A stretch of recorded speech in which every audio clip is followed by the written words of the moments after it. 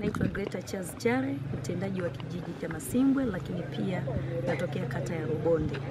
Kipekee namshukuru sana mkurugenzi kwa kutupatia nafasi kwanza ya kutukumbusha kwenye majukumu yetu, ikiwa ni pamoja kwenye majukumu ya mradi, ukusanyaji wa mapato, lakini usafi wa mazingira.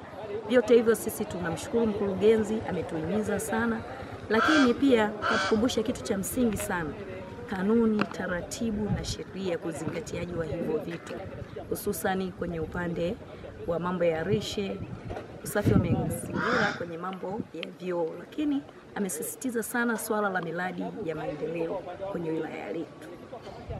Ipo miradi ya maendeleo mingi sana ambayo serikali imeleta, lakini mingine inaibuliwa na wananchi. Yote hiyo mkurugenzi amesisitiza twende tukaisimamie.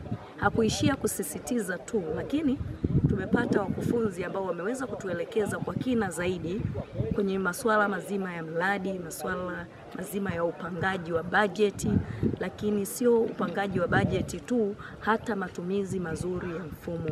Tumepata mafunzo ya mfumo wa fazi, mafunzo ya mfumo wa ESS katika hali ya kukumbushana na kusisitizana tuweze kuwajibika kwenye mifumo hiyo, ikiwa ni sehemu ya sisi watumishi kama loko yetu, au tunasema mahudhurio yetu kwa sisi watumishi.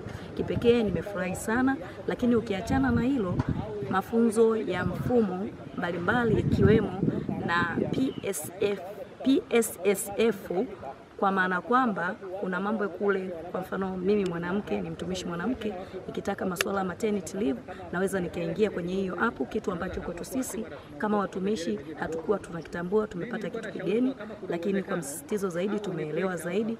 Mafunzo haya yatakuwa ya siku moja, yatakuwa na siku ya pili. Kwa leo tumepata vipande vichache, lakini tunaamini siku ya kesho tutapata vilivyo vingi na bora zaidi. Kwangu mimi, upande wangu, ni mwahidi tu mkurugenzi, sitamwangusha kama ambavyo sikumwangusha kwenye mapato wala mradi, isipokuwa nitaenda kuongeza ubora zaidi.